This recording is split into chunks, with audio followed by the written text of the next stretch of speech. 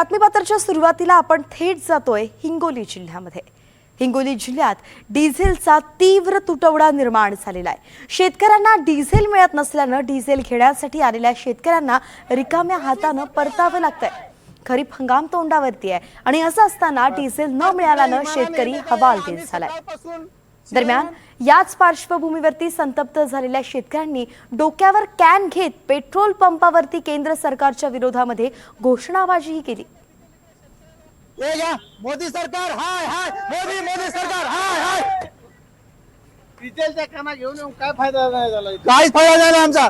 मोदी सरकार विमानाने निघाले, त्याच्यात डिझेल टाकून तिकडे कॅन घ्या की डोक्या, ठीक घ्या ए डोक्यावर कॅन घ्या डोक्या।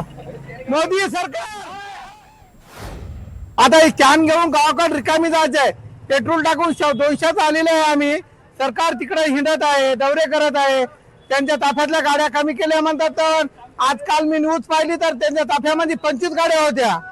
कारण ते डिझेल शेतकऱ्याला वाटा ही हालत होणार नाही। 5 शेतकरी किती वेळ आलेले आहेत तिथं डिझेल नेण्यासाठी।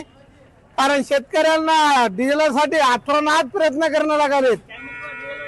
आता डिझेल पण नाही, त्यामध्ये कुठून डिझेल आणायचं या पंपावर आणि कॅन मध्ये देण्याचं गाडी आता